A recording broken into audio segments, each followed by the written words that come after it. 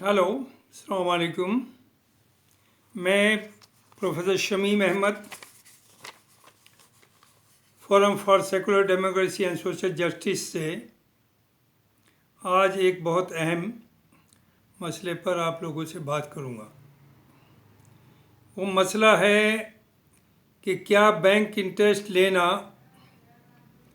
Against Islamic tenants है।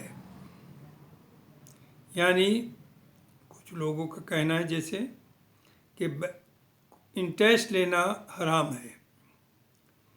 तो इस बारे में मैं कुछ बात करना चाहूँगा।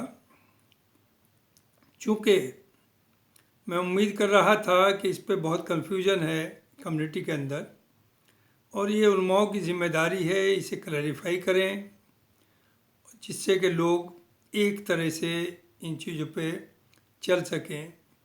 बहुत से लोग कहते हैं कि बैंक इंटरेस्ट मना नहीं है, गुनाह नहीं है।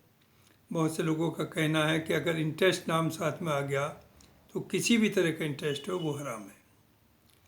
उससे पहले चलिए मैं थोड़ी सी बात रिपीट करूंगा जो मैं पहले भी कह चुका कि हुआ ये है कि हमारे उल्मा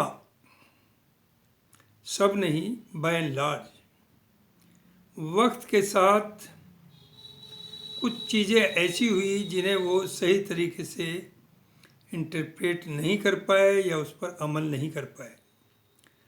जैसा कि तकरीबन 1450 में जर्मनी ने प्रिंटिंग प्रेस इन्वेंट की।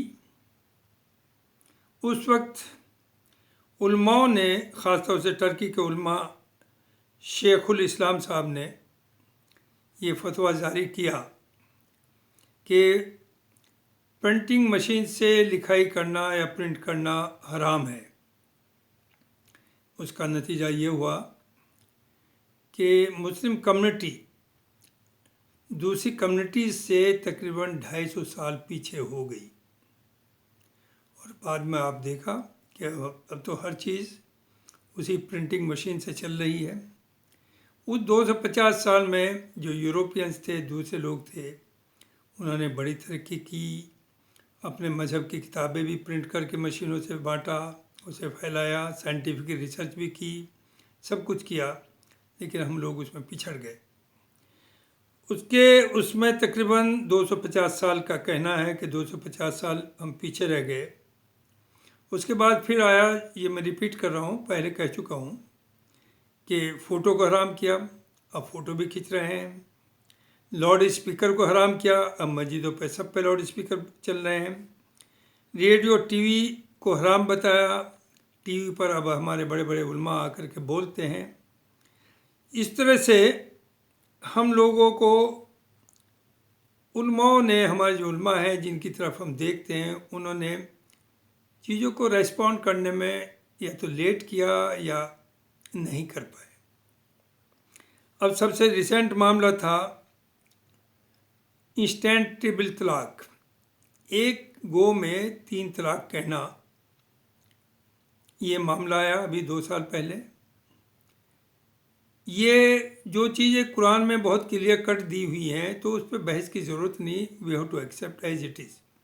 हाँ, जहाँ कहीं कोई फिलोसफिकल लैंग्वेज ऐसी है कि बहुत से इंटरप्रिटेशन हो सकते हैं, वहाँ ये है कि उल्मा सब इकट्ठे बैठे और उसका जो बेस्ट पॉसिबल कुरान की और अल्लाह के बताए हुए रास्ते के हुजूर की ज़िंदगी के मुताबिक उसे इंटरप्रेट करके लोगों तक पहुँचाए। तो इंस्टेंट ट्रिपल तलाक का तो कहीं था ही नहीं। लिहाजा गवर्नमेंट ने क्या किया, आपको बहुत बेइज्जत होना पड़ा, एक कानून लाई, बदनामगी करी। वो इसलिए नहीं कि हमारी औरतों से उन्हें मोहब्बत थी, लेकिन हमें बदनाम करने के लिए, हमारे दीन को बदनाम करने के लिए। और हमारी गलती है कि वी डिड नॉट रेस्पॉन्ड। हमें कहना चाहिए था कि it is not part of इस्लाम, और जो कर रहे हैं इस प्रैक्टिस को वो गलत है। लेकिन उसके पीछे भी एक साजिश थी, वो मैं कह चुका पहले वीडियो में। अब लेटेस्ट है जो आ रहा है, गवर्नमेंट ने कहा भी है कि हम हलाला के ऊपर कानून लाएंगे। Halala is not part of Islam. हलाला तो हमारे कुछ मौलवियों ने एक गलत हरकतों को जायज़ करने के लिए, अपने लश्क के लिए इसे चला रखा है। लिहाजा ज़िम्मेदारी बनती है हमारे उलमाओं की कि वो कहें कि हलाला का इस्लाम में कोई कंसेप्ट नहीं है, और ये जो है, ये जो कर रहे हैं वो गलत है, वो बल्कि हलाला करना हराम है, ये कहना चाहिए। Any how, nobody is responding. अब जो लेटेस्ट है, जैसे जो मेरा आज का टॉपिक है, वो है कि क्या बैंक इंटरेस्ट हराम है। देखिए, हर चीज़ को राइट प्रोस्पेक्टिव में देखने की और स्टडी करने की ज़रूरत है। मैं नहीं कह रहा हूँ जो मैं यहाँ बोल रहा हूँ वो सही है, हो सकता है मैं भी गलत हूँ, लेकिन ज़रूरत है कि सब लोग बैठें और इसे समझें। कोई भी चीज़ ब्लैंकेट के किसी भी तरह का इंटरेस्ट आ गया नाम तो वो हराम है, नो। मैं जो समझता हूँ, जो आज भी हो रहा है, जो प्राइवेट लोगों से इंटरेस्ट पर मजबूरी के तहत सूद पर पैसा लेते हैं, उनका सूद इतना ज़्यादा होता है कि उस पैसे को कभी आप भुगतान नहीं कर पाते। और पहले तो ये होता था कि दादा ने 5 किलो अनाज उधार लिया और 3 पीढ़ी तक वो उतर नहीं पाता था, लिहाजा वो गुलामी करता था। यहाँ हम अपनी वहाँ मजबूर में वो उनसे ब्याज पर लेते थे और उन्हें एक्सप्लॉइट किया जाता था, और वो एक्सप्लॉइटेशन इस्लाम में हराम है। अब आइए बैंक इंटरेस्ट पर। बैंक आपसे कर्जा मांगता नहीं है। बैंक में आप जा करके अपने पैसों को सेफ एंड सिक्योर समझ करके जमा करते हैं, और बैंक उससे बिजनेस करता है, उससे अर्निंग करता है। हम लोगों का ये कहना है, जो सोच है, जो सुनने में आता है, कि जहाँ भी एक फिक्स आमदनी आपको बता दी जाए वो हराम है, उसे इंटरेस्ट कहते हैं। तो मेरा ये कहना है, नंबर एक तो बैंक में इंटरेस्ट जो है, नंबर एक तो बैंक उससे जो बिजनेस करता है वो 20 से 25% साल भर में कमाई करता है, और सब अखराजात, सारे रिस्क कवर करने के बाद, सबकी तनख्वाहें और वो निकालने के बाद, गबन जो हो जाता है बैंकों का पैसा में, वो सबको एडजस्ट करने के बाद बैंक सब चीज़ों को केयर लेकर के आपको 5 या 6% in the name of interest, वो इंटरेस्ट नहीं बल्कि उस प्रॉफिट शेयरिंग है, एक मिनिमम प्रॉफिट शेयरिंग करता है, जिसे 5-6% कहते हैं या 7% कहते हैं, जबकि वो अर्न कर रहा है 20 से 25%। नॉट ओनली दिस, तो जहाँ तक फिक्स का सवाल है, एक तो ये जो सोकॉल्ड इसका नाम इंटरेस्ट दे दिया, जबकि ये प्रॉफिट शेयरिंग है, ये फिक्स नहीं है, ये टाइम के साथ वेरी करता रहता है। नंबर दो, कि जहाँ रिस्क हो वो जायज़ है, यहाँ रिस्क भी है। अगर आपका 100 करोड़ रुपया भी बैंक में है और बैंक का दिवालिया निकल जाए, तो आपको क्या मिलेगा? सिर्फ और सिर्फ 5 लाख रुपया।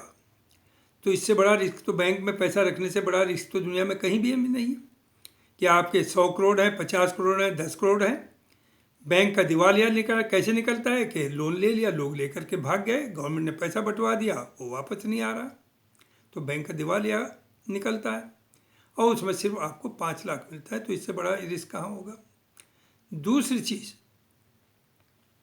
अभी अभी मौलाना सिस्तानी साहब, जो दुनिया के माने हुए शिया सेक्ट के मौलाना हैं, इमाम हैं, उन्होंने भी फतवा दिया कि बैंक से सो कॉल्ड इंटरेस्ट लेना, ये इंटरेस्ट वर्ड ना रखिए, इसे कहिए प्रॉफिट शेयरिंग लेना हराम नहीं है, मना नहीं है, जायज़ है। तीसरी चीज़, अगर आदमी कोई सर्विस में था और रिटायर हुआ और उस जॉब में उस पर पेंशन नहीं है, तो वो आदमी क्या करता है, जो उसे 10 या 20 लाख रुपया मिला वो बैंक में जमा करता है, और उससे जो प्रॉफिट मिलता है, जिसे आप इंटरेस्ट कहते हैं, बैंक इंटरेस्ट, उससे उसकी फैमिली का गुजारा होता है, उसका अपना गुजारा होता है। और अगर वो उस पर वो नहीं लेगा तो वो तो भूखा मर जाएगा, और जो 10-20 लाख रुपया मिला वो कितने दिन तक उसके पास रुकेगा? तो लिहाजा इसकी ज़रूरत है कि इसे रिकन्सिडर करें, उलमा साथ बैठें और एक लोगों को सही रास्ता बताएं। मैं आपको एग्जाम्पल दे दूं, बहुत बड़ी अच्छी एग्जाम्पल है। एक दिन कुछ मस्जिद में ज़ोहर असर की नमाज के बाद कुछ लोग बैठते हैं और कहते हैं कि अल्लाह का जिक्र करना है। मैं भी बैठ गया। उन्होंने कहा कि अगर आपके पास 1,000 रुपये हलाल के हैं, हलाल की कमाई है, और 100 रुपया उसमें गलत जोड़ दिया जाए तो 1100 के 1100 आपके हराम हो गए। लोग सुनते हैं, चुपचाप चल देते हैं। मैंने खड़े होकर के उनसे कहा, मैं कहा आप यहाँ 8-10 लोग जो बैठे हैं, सब पे हराम का माल है, सब पे हराम का पैसा है। तो वो तो जाहिर है एकदम से कहने के साहब क्या कहा? मैं कहा इसलिए कहा, जुमे को जब मैं शाम को बैंक जाता हूँ 2 बजे के बाद, तो आप में से 90% वहाँ होते हैं खड़े हुए और पूछते हैं मेरे फिक्स डिपॉजिट में कितना इंटरेस्ट बना, कितना पैसा मिला। तो ले रहे हैं या नहीं ले रहे हैं? जहाँ तक मेरा है मैं लेता हूँ। कुछ लोग कहते हैं साहब बैंक इंटरेस्ट ले लीजिए और उसे गरीबों को दे दीजिए। भाई गरीबों को तो आप इंटरेस्ट क्यों देंगे? वो तो देना ही, अगर आप पे एक्सिस पैसा है तो आप उसे दे दीजिए। और अगर आपकी खुद ही फैमिली का खर्चा उस प्रॉफिट जो मिल रहा है आपको पैसे पर, जो इन्वेस्ट किया है बैंक ने, उससे चल रही है, तो आप नहीं लेंगे तो भूखे मरेंगे। और वो बैंक में जो आप छोड़ देते हैं वो माफ़ कीजिए कहाँ जाता है, उसका गलत इस्तेमाल होता है। तो इन माय व्यू इंटरेस्ट हराम है जो एक्सप्लॉयटेशन के लिए लोगों के यूज होता है, एक्सप्लॉयट किया जाता है। 1,000 रुपये दिए, 10,000 आप वापस कर गए, तब भी आप कर्जदार रहते हैं। जो पहले साहूकारों का सूद हुआ करता था, सूद पे अनाज दे दिया, वापस नहीं हो पाया, नस्लों तक गुलामी कर रहे हैं। बैंक में वो नहीं है। बैंक तो आपके पैसे से अर्निंग कर रहा है, और उस जो टोटल अर्निंग करता है उसका हार्डली 10% आपको in the name of interest देता है। And that interest is not also fixed, जो टाइम के साथ वही करता है। तो वो बात ख़त्म हो जाती है कि जहाँ सा प्रॉफिट फिक्स हो वो हराम नहीं, it is changing with time. कभी 3% होता है, कभी 5% होता है, कभी 7% होता है। और रिस्क होना चाहिए साहब। आप बिजनेस में इन्वेस्टमेंट करते हैं, आप 100 रुपये के 10 लाख कमा लीजिए, वो हलाल हो गया, जबकि वहाँ आपने बेईमानी करके वो 10 लाख कमाया, आप वहाँ भी गलत। तो मेन चीज़ है कि मीन्स आपके कमाने के गलत नहीं होने चाहिए। आप गलत तरीके से आप पैसा ना कमाएं। तो बैंक का जहाँ तक इंटरेस्ट का सवाल है, in my view it is not interest, it is a profit. और रिस्क तो आपको मैंने बता ही दिया कि आपका 2 करोड़ रुपया है, बैंक कंगाल हो गया तो आपको सिर्फ 5 लाख मिलेगा। इससे बड़ा रिस्क कहाँ है? उधर मौलाना सिस्तानी ये कहना कि शिया अलग है सुन्नी अलग है, जी नहीं, वो भी इस्लाम के मानने वाले, हम भी इस्लाम के मानने वाले, बरेलवी भी इस्लाम के मानने वाले, आगा खानी भी इस्लाम के मानने वाले, बौरे भी इस्लाम के मानने वाले। ये जो क्रिएट किया हुआ ये तो हमारे उलमाओं ही ने आपस में दीवार एक दूसरे का दुश्मन बना दिया, एक दूसरे को काफिर कह रहे हैं। हमारा तरीका अलग अलग है, थोड़ा बहुत वेरी करता है, लेकिन बेसिक टेनेंट जो इस्लाम के कि वहदत, अल्लाह एक है, Quran prophet the messenger of Allah, जो अल्लाह का पैगाम हम लोगों तक लाता था, and the Quran the words of Allah. जो इन तीन में यकीन करता है वो इस्लाम का फॉलोअर है, उसे ही इस्लाम कहते हैं। ये बाद में जो सेक्ट्स बने हैं, अलग अलग अकीदे के लोग हैं, ये तो हमारे दिए हुए हैं। और एक तरफ हम कहते हैं Islam is a Deen of peace, piece का बिल्कुल सही है, कुरान इस्लाम तो यही है। देखिए हम क्या कर रहे हैं, हम तो एक दूसरे के अकीदे को कंडम भी कर रहे हैं, उसे काफिर भी कह रहे हैं, उसकी मस्जिदों में घुसने पर भी पाबंदी है, उसके साथ खाने में भी पाबंदी है, उनके यहाँ शादियाँ करने में भी। We are creating hatred. Is it a part of Islam? तो इस्लाम को सही प्रोस्पेक्टिव में पहुंचाना लोगों तक, ये काम है हमारे उलमाओं का। और उलमाओं को चाहिए कि ये जो आपस में तफरके हैं इन्हें कम से कम करो। अपने अकीदे को छोड़ो नहीं, दूसरे के अकीदे को छेड़ो नहीं, तभी मामला चलेगा। आप अपनी बात कहिए, समझाइए, लेकिन आप दूसरे को आपसे कमतर नहीं समझिए और न उसे एब्यूज़ करिए। Not only among Muslims, even दूसरे जो मज़हब हैं, हिंदू हो, क्रिश्चियन हो, यहूदी हो, आप बौद्ध हो, सिख हो, आप किसी को बुरा ना कहें, उनके मज़हब को बुरा ना कहें, और अपने मज़हब को आप सुपीरियर मानिए, अपने दिल में रखिए उस बात को। वो भी अपने को सुपीरियर ही मानते हैं, तो आपको ये राइट नहीं है कहने का we are the superior, others are not. जो जिस मज़हब को मानता है वो उस मज़हब को सुपीरियर मानता है। तो ये मुझे आज कहना था। बहुत बहुत शुक्रिया, थैंक यू वेरी मच।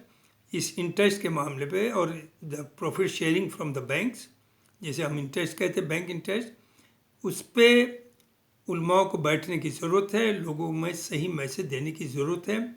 चूँकि majority of us, actually I can say 90% जो मुसलमान है वो इंटरेस्ट ले रहा है, और मेरे लिहाज से तो वो जायज़ ले रहा है, मैं भी लेता हूँ। Thank you very much.